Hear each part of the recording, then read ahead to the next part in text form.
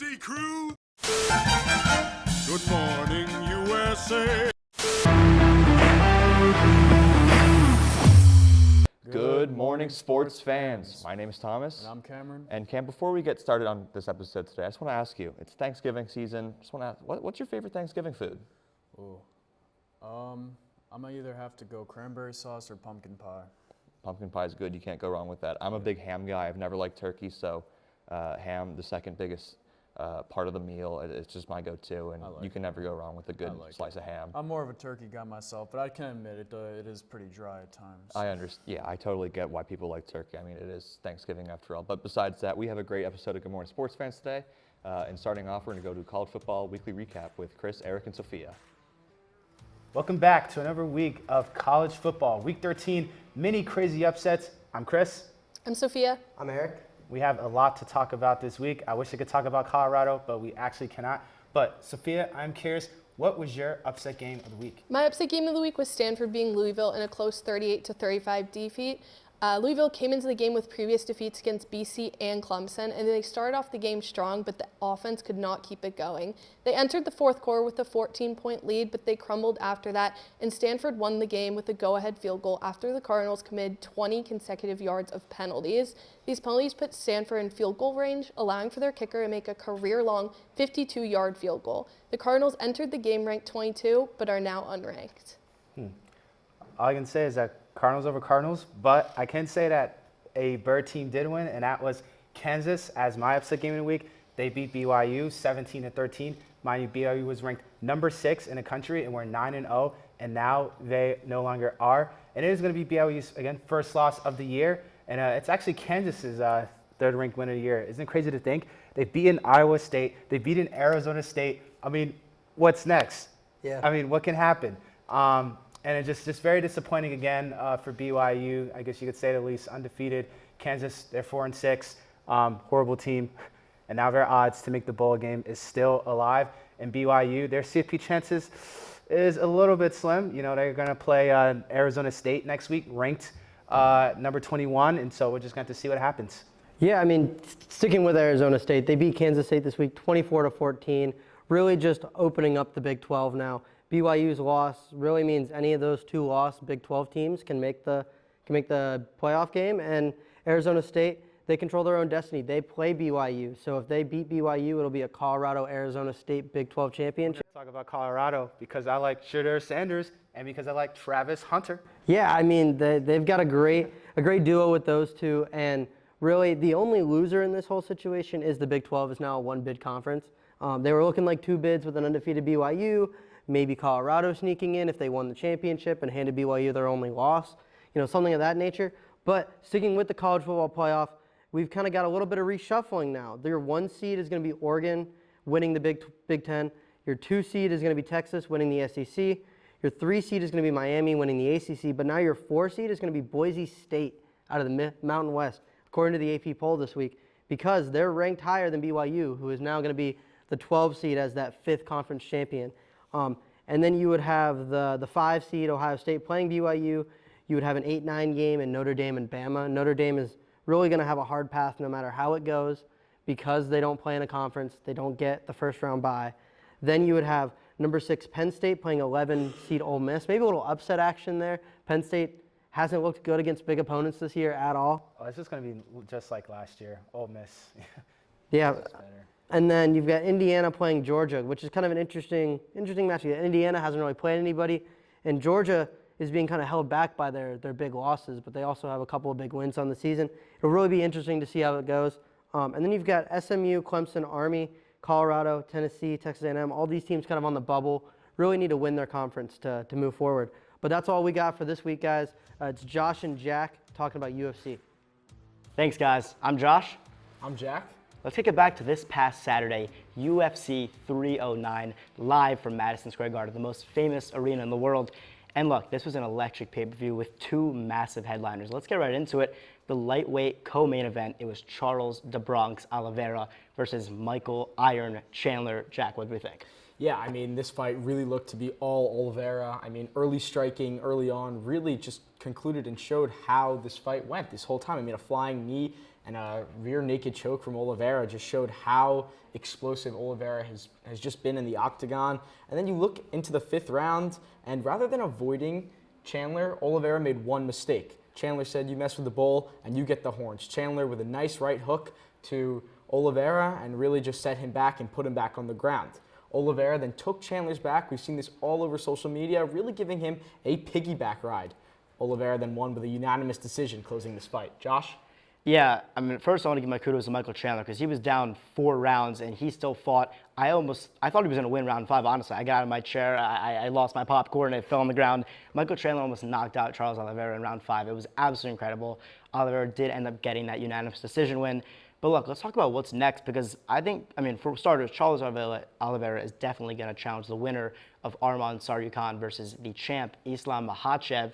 But what's next for Michael Chandler? I mean, we know he's called out, Conor McGregor a bunch of times, but we'll see if that actually happens. Probably not. But if not, we know Max Holloway is coming off of a big loss, and he's coming back to lightweight, which is his original weight. So, that could be great for him. But why don't we start talking about the main event is the undisputed GOAT, the greatest fighter ever set foot into the octagon, Jon Jones, versus debatably the greatest heavyweight of all time, Stipe Miocic. Jack, what do we think? Yeah, John Bones Jones really kept his heavyweight here. I mean, a pure dominant TKO. I mean, we saw this from the beginning. You can't really mess with Jon Jones in this situation. But it went in 3 rounds, which is longer than most of us expected. Jones hurt Miocic in the 3rd with a spinning back kick to the body, which then led to stoppage from the ref. And it was just all Jones from there. Josh, what are your thoughts? Yeah, I'm definitely with you there. That fight went way longer than I thought. I think the line was like 1.5 rounds. I mean, that fight, Stipe Miocic stayed with Jon Jones, the GOAT, for over 2 full rounds and then almost a 3rd full round. I mean, Jon Jones' takedown in round 1 specifically was spectacular. I mean, Stipe Miocic is 240 pounds. He's the greatest heavyweight to ever do it. And Jon Jones took him down like he was 40 pounds. I mean, it was absolutely incredible. But yeah, that spinning back kick to end the fight, I mean, precision met accuracy. Hang that in the Louvre next to the Mona Lisa. Jon Jones, picture perfect spinning back kick right to the ribs. Absolutely cracked Stipe Miocic. I mean, it was absolutely incredible. But the big story of the night is Jon Jones saying he's not going to retire. I mean, we'll see who he actually fights. He could fight Tom Aspinall, which should happen. Everybody knows it. Not sure if it's going to happen. Could he fight Alex Pereira? I'm not sure. But finally, I just want to say a quick thanks to Stipe Miocic, who did retire in the octagon Saturday night, one of the biggest headlines of the night. So thank you to the greatest heavyweights to ever do it, one of my favorites, I'm sure one of everybody's favorites. But thanks for watching. And we're going to kick it to Leo, Kyron, and Carson on the NBA. Thanks, guys. Ball is back, and we got to talk about it. I'm Leo Schaefer. I'm Kieran Boston. And I'm Carson Cass. So, guys, what were the most surprising teams from the first 3 weeks? I've got a few opinions, but I'll let you guys go first. For me, I got to go the Philadelphia 76ers. I mean, trust the process. I mean, I don't know what's going on there. I mean, got Embiid before the year saying he's not going to play back-to-back, and then he doesn't play for a while to start the year, and then the NBA opened up an investigation because it wasn't clear really what the problem was. You paid Paul George so much to be the 3rd option, and even, I know you can say injuries, but you still have Paul George, you still have Embiid out on the court. You still wouldn't expect them to be last in the Eastern Conference, so I'd definitely say them so far. I'd say definitely disappointment, but hey, Jared McCain looking like a Rookie of the Year favorite. What about you, Carson? Yeah, we've got a few other teams in that conference. The 76ers obviously are very much at the bottom, but they're 3 games out of the play-in, and it's not over for them. You've got teams like the Bucks who are not exactly great, obviously, and still in the playoff hunt, are a game out of the play-in. There's these teams that are going everywhere. Things are dysfunctional. Tyrese Maxey on the 76ers today just called Embiid out for being late on almost every team meeting in every game. Which is good. Way to be a leader. Way for Mr. Maxey to step up. I'll give him props for that. Yeah, I mean, that's big in a team as dysfunctional as that, but in the Eastern Conference, there's obviously a massive elephant in the room right by the Eastern Conference in the Central Division. The Cleveland Cavaliers are 15-0 for the first time of any team since the 93 about Rockets. that? How about that? I'd say Kenny Atkinson is probably Coach of the Year so far. I think the Cavs. He hasn't been a head coach in 4 years. 4 I years. was really high on him when he was with the Nets. I thought he did a great job with that team. All thanks to Katie and Kyrie, man. Superstardom can one go Steve Nash one way or the other, you know what I mean? Yeah, the Cavs are unbelievable right now in the offense. It is the hottest start, probably, and maybe one of the hottest starts ever. I wouldn't say the hottest start ever, but they're shooting 52%, 41 from 3, and their twos are 60% inside the paint. They have been elite, and it's one of those things where they're either at one of the hottest starts of the year, or we're going to be talking about this team for decades to come. Every Kenny Atkinson team kind of has that chemistry involved with them. We saw that with the 2018-19 Nets, who had probably one of the best seasons I could remember as being a New York sports fan. Other than that, any players that have kind of stood out to you? For me, Nikola Jokic might be winning his 3rd MVP. He's leading the league in assists and rebounds as a center, which is incredible. And he's still up there in points per game. He's averaging 29.7, which is 4th in the league right now. Guys, what are your thoughts? I just want to go back quickly. Another team that has been really surprising and really impressive, the Golden State Warriors. I thought before the season they were a play-in team, but then you have people like Buddy Hield come in and completely replace Klay Thompson. They're still really good defensively. With as much as I don't like Draymond Green, he's one of the best defensive players to ever play the game, and with him leading that defense, they're still one of the best in the league. And also Steve Kerr. Horrible what he did to Jason Tatum over the summer, but he's still one of the best coaches of all time. So can't forget about DeAnthony Melton in that team. And they're doing great, but they've got one Achilles heel, and that's they're shooting 69.4% from the free throw line. They have lost 2 games to the Clippers purely because they couldn't shoot from the free throw line. The only guy who can shoot free throws, it seems right now, is Steph Curry. And he's 33 for 35, but the rest of that team shooting 69%. Not good. And we can't forget, Andrew Wiggins is going to make his yearly exit around February, March for family reasons, so we got to add that factor in there. Another team, I think the Houston Rockets, 10-5 start. And this team was in the bottom of the barrel for the past 3 seasons. Now they're looking like a playoff team. Yeah, and it just looks like they're playing like a team. They obviously have additions of just a bunch of guys that play really well together, and I'm not sure what it is gelling that team together, but they have been excellent. They're 10-5, like you mentioned. And I'm very curious to see if they end up being a player in the West, because the West is strong, and they've only really beaten Western teams. To add on to that, ever since Ime Udoka was named the head coach, they've gotten so much better. I know Ime Udoka was fired for personal reasons that we can't really say on air, but he's still a very respectable coach in the NBA. And the Rockets definitely were very smart to take a chance on him. if he wasn't stupid with the Celtics, he'd still be there. He did a hell of a job in that 1 year getting them to the finals, and I knew once the Rockets hired him, they were going to improve because I knew he was a hell of a coach. Yeah, gotta agree with you there. Any other disappointing teams besides the Philadelphia 76ers? I can think of one. I think I touched on it, the Bucks.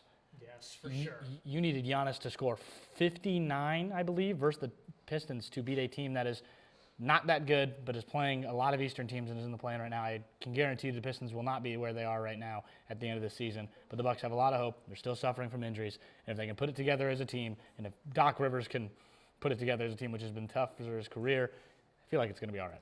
I will say this, even though this is for injury concerns, the Pelicans are currently 4-10, second to last in the West, and they were supposed to be playoff contenders with that big 4 of DeJounte Murray, Zion, Brandon, and CJ McCollum. Season still has some more time to unfold. We will toss it now to the NFL Weekly Recap. Thanks, guys. We're back with another week of NFL Recap. I'm Tommy Rooney here with Teddy. Yes, Teddy Caputo. It was a great week of NFL football once again. Ted, what stood out to you? Okay, so of course the Chiefs are no longer on the throne of undefeated. They were knocked off by the Bills this week. That makes me very glad to see. The Bills really were able to control the pace of this game. They owned the time of possession by a few minutes, and the Chiefs, although they were undefeated this year, they've tended to struggle in the games where they have not had control of the time of possession. Yes, they've come out with some wins, but they got bailed out by penalties or just a hair of a toe being out of the sideline. But this game, Josh Allen, not a perfect game, but he really had his composure, really kept the flow of the game under his control, and he's finding his receivers. He didn't have Keon Coleman, but was still able to find Amari Cooper and Shakir, and even Matt Collins stepped up. It was a big week for them. So I think as Josh Allen can keep doing that, they are a real threat to the Chiefs. And Pat Mahomes, I think they're really struggling without Pacheco, getting that running game going. Yeah. So they're going to have to figure that out. Hopefully he'll be back in time for the postseason. 2 picks for Mahomes, big James Cook game. Yeah. And this was the first time that this game didn't come down to the last drive. I really, you just kind of expect that when it's these 2 teams playing, but 2-score game. Yeah. Josh Allen had that awesome run at the end of the game to really put the nail in the coffin. Yeah, and I think that's what you needed, is because anytime the Bills have played the Chiefs in the past and they've given them that sliver of an opportunity, they always take advantage of it. Yeah. So it was a really gutsy call by Sean McDermott to go for it and put it in the hands of your best player to make that play. And it paid off for them. So really happy to see that it did finally. Well, those are probably the 2 best teams in the AFC. Yeah. In my opinion, third best team in the AFC. Pittsburgh Steelers got a huge divisional win this week against Baltimore. A lot of people thought that, maybe the Steelers weren't legit, beat the Commanders, but they needed to do it against one of the best teams in the league that has been one of the best teams in the league for a long time, and that's the Baltimore Ravens. And a lot of people think that the two best candidates for MVP are also on the Ravens. Steelers shut them down. The Ravens offense was number 1 in the league going into this game. They had 31 points per game.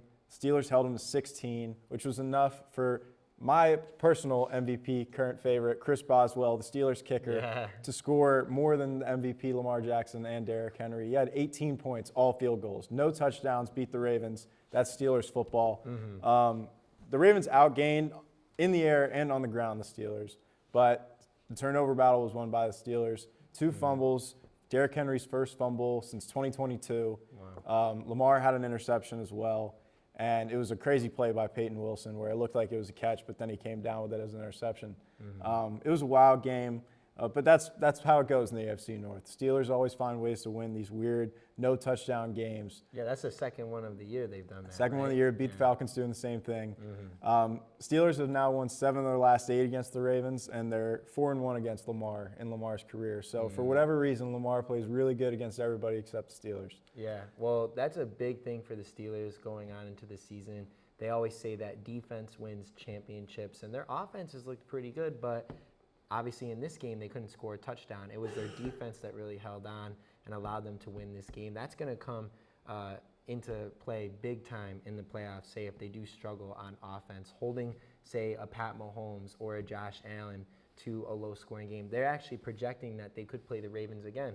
So if they can keep this defense up and maybe get some more offensive production, the sky's the limit for this team. They really could go very far. Absolutely. And the offense is still, getting their feet under them. Russ has only played 4 games now. You want to get hot going into the latter part of the year. After Thanksgiving is when you want to start hitting your stride. And the Steelers still have a lot of time to do that. Naj's been running the ball a lot better. They got Mike Williams involved against the Commanders, not so much this week, but could just be a matchup thing. Pickens is going to be Pickens no matter what. And I think this team could go pretty deep in the playoffs this year, hopefully. First playoff win since 2016. Next week, really this week, the Steelers face the Browns on Thursday Night Football, so that'll be another divisional matchup. And then the Ravens have the Chargers on Monday night in the Harbaugh Bowl. So that'll be very important conference games for both teams. Yeah, and that's going to be a huge game, the Harbaugh Bowl, because ever since the Chargers lost to my Cardinals, they've won 4 straight, and they've been looking pretty impressive, really being able to run the ball and balance that attack to make it easier for Justin Herbert, who seems like he's had less weapons this year than he's had in recent years, but he's playing very well and under control, and he's not making big mistakes. Yeah, they almost lost that game to the Bengals the other night where it almost slipped out of their hands, but when it mattered at the end of the game, he was able to lead his team down there, and they were able to capitalize. So I'm excited to see this game, and I honestly think that the Chargers have a really good shot of winning, especially if they can get to Lamar Jackson. They were able to get pressure on Joe Burrow early in that game to get that big lead. So if they can do the same, I'm thinking that it'll be a Chargers win. Well, and it looked like it was going to be a typical Chargers game. They were up big at the beginning and then started to slowly slip away from them. And, you thought maybe the Chargers are the same old Chargers this year, but they find a way on that last drive to get it done. Ladd McConkey had a great game.